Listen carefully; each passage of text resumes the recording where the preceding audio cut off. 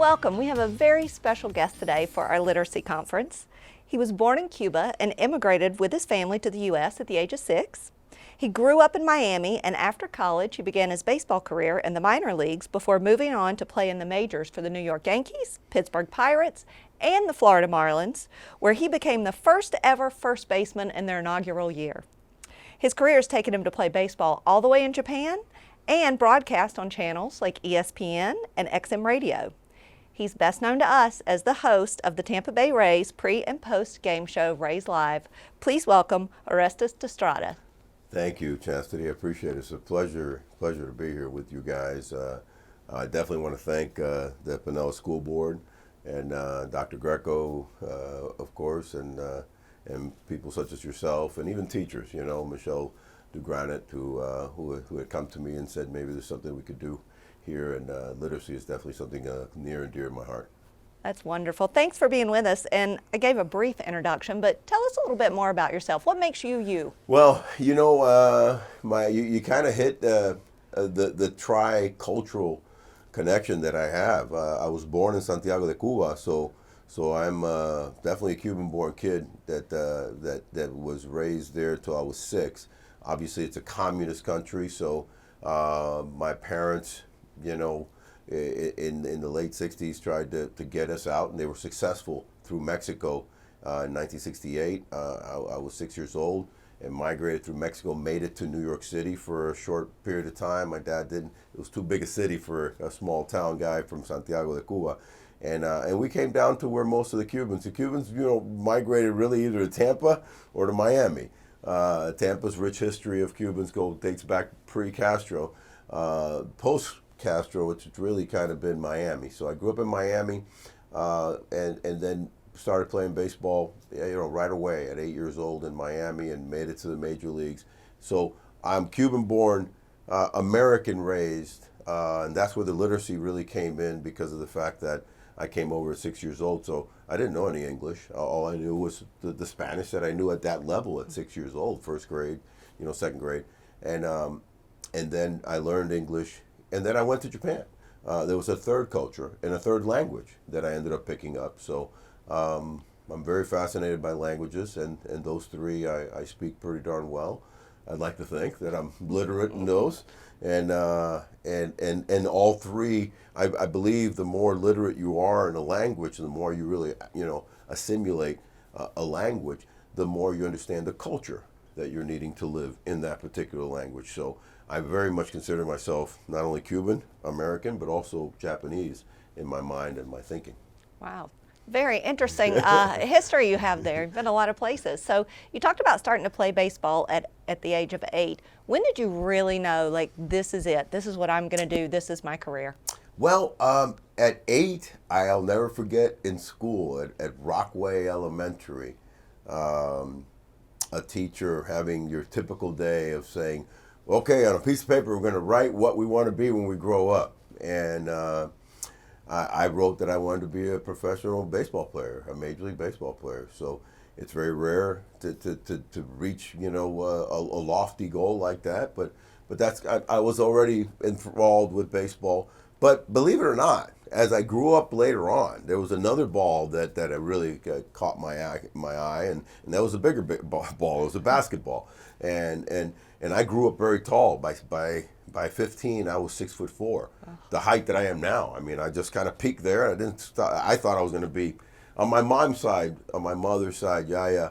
We have some tall parents and aunts and uncles, so I knew I could be up there, but I was thinking I was going to be the first Cuban NBA ball player, and not forget about the first Cuban Marlin. I wasn't even, you know, dreaming that. But basketball came about, so sports in essence was a big part of our life. My parents, my older brother Alberto, but education was huge too. So I always said that my mom never really let us go out to play and catch up on our sports if we hadn't caught up on our education. So hence, I think it played out beautifully. My brother graduated from the University of Miami Law School and is a lawyer, and I really took my brawn and my hitting and basketball talents, but afterwards it's been my articulate ways and my education and literacy that really has kind of been my longest career, which is in broadcasting and being able to use my literacy. And that's what I was going to ask you next. You kind of touched on it twice with, being in different countries and then Right. also with your career now. But how has literacy impacted you, overall, but really as a professional athlete? Well, in the realm of sports, I think literacy is something so special. Again, I was spoiled, and not all kids have this, to have a mother for a teacher, a mother that came over from Cuba at a young age, barely 40, and not knowing a lick of English, learning English, not only getting her, already was a teacher in Cuba, so she already had her teaching degree Okay. from Cuba, taught in Cuba, came here, got her degree here, got her master's in the United States at Nova University. So I kind of watched that develop as a young child, and also was pushed properly and prodded towards education, and more than anything, reading and writing and the keys of literacy. And I the dictionary defines literacy as mastering or at least understanding reading and writing a particular language. But I think it's way more than that, because it's really the gateway to once you're literate in that language. There's so many different things that you can do. There's so many ways that you can jump, so many stories that you can read. And my mother was very, very big on reading and pushing us towards reading. So it's something that I think pushed me. But sports, I always tell kids nowadays, I go, the athlete today is a smart athlete because of the advent of our phones and all the social media and all the texting and all the things that we do. We actually have to be smart. Back in the day, I'm not trying to say that we were dumb, in the 80s and 90s and beyond that, but it wasn't as demanding of us to be as smart as it is now. So the smart athlete is the greater athlete. So I always write on a baseball, this is to really kind of in honor of my mom, I write, play hard, exclamation point, study harder, double exclamation point. That's my thing that I've been writing since 1993, since my first year in the Florida Marlins, so over 25 years. Only the kids, and though adults ask me to write it, I go, why? but only for kids and that are in school age. And I say, because I want you to go play something. I don't. It doesn't have to be baseball. It could be any sport other than playing on your devices. And then I also want you to study harder, because you're not gonna believe it. If you listen to any of these athletes nowadays, you listen to LeBron James, formerly Derek Jeter, Peyton Manning. Listen, these guys Brady are articulate, and the reason that they're articulate is because they realize that the science of their sport calls for smarter players and smarter angles and what they're doing. So I think they get it, and it's something that I'm keeping on pushing as far as play hard but study harder. Did you have a favorite book when you were a child? What was your favorite book, and what do you read now on a regular basis? Right. My favorite books, I had a lot.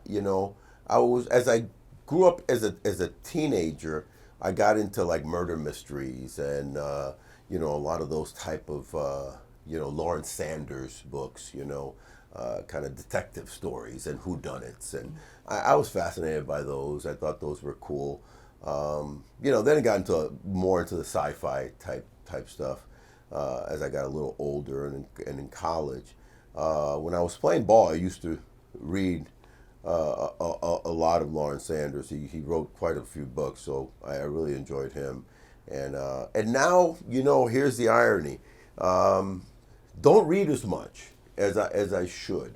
I read a lot because I'm reading a lot of different things that I need to do for work, and I write a lot for a lot of things that to remind me what I got to say, and research a lot. So what I'm reading a lot now is statistics for ball players and for teams and all of that, but not per se as much as I'd like to for actual novels and other documentaries. I do enjoy documentaries, I'll say that, and I think that's something that even young kids nowadays maybe aren't giving it enough credence. But a good documentary, man, it's so insightful and so interesting, and usually chock full of new words and new, vernaculars that you usually don't necessarily, use on a day-to-day for your basic stuff.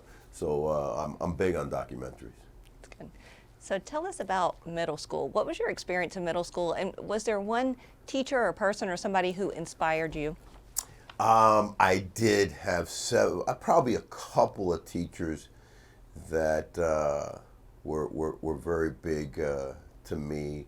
One, I'm gonna be honest with you, it was my mom. I mean, and she was, even though I never had her in a particular class, but she inspired me because of just the way that she, would come home and so I had this teacher that was so, diligent on her work, and it was so important. And I'll never forget that on Christmas all the time, she would get all these gifts, and she was a beloved teacher of the year once in Miami, so she would bring all these gifts. So my brother and I were just excited just to see all these little trinkets and gifts and stuff like that. So that was like always a happy day.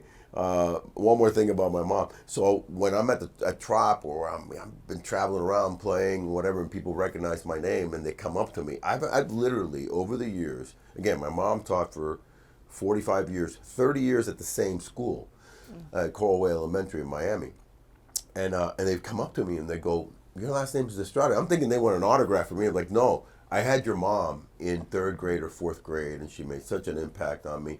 I think that's the greatest, joy that a teacher can get is to have student remember them, and they be, not to date the teacher, but they be 30 years old, and come back to you, and you had them 15 years ago or 20 years ago when they were 10 or 11, which more around my mom's, age of demographics of kids. So I think that's dramatic. If you could give one piece of advice to our young adult middle school students, what would that be? Wow. As far as literacy goes, it would be to really embrace it and to take it to another level, and to challenge yourself. I really believed as a young kid, not just in the sports, but in anything that I tried to do, that I tried to set small, medium, and long-term goals, and it really helped. It still helps me to this day, because I can't do it all. I can't be all things to all people, and even at this day and age, I can't imagine being 11, 12, 13, 14, 15 years old right now. There's so many, things coming at you, especially because of the knowledge that we do have. So sometimes it could be distracting, but focus yourself and try to set small goals for that particular day or that week, medium goals for that particular week, weeks, or months, and then long-term goal for that year. Or, so I'm still very big on that. I still try to put that on myself, but it definitely helped me in my career, because I would have some really bad days as a baseball player or a bad week, and I would kind of go back to let's go back to a small goal. Let's get a base hit today. Let's get one single, and if I get a single, then maybe the next day I might get 2 singles, and then boom, here comes that double, or here comes that home run. So I believe life is about singles. It's not about trying to hit home runs. But as far as literacy, man, I can't say enough the gateway. I look at it almost like I know a lot of kids like the science, and I mean not the science, but the space type stuff, and I'm big like in shows that have wormholes and stuff, and I'm like that. I feel like literacy is a wormhole, and then it'll take you to wherever you want to go, because then you get somewhere else and you learn more. And maybe you even take on another language. And we have a lot of Hispanics over here. And the biggest challenge for the Hispanics is still dominating their first language before they learn a second language. And I've lived that personally, having been, Cuban-born Spanish, and then even gone abroad to another culture. But you can do it, and it begins with trying to fight hard and make small, medium, and long goals. That is such good advice. We thank you so much for being here with my us gosh. today and This is sharing your special. love of literacy with us. So Literacy thank you. and education, I thank you guys for having me, and I welcome anytime you need me. Thank you.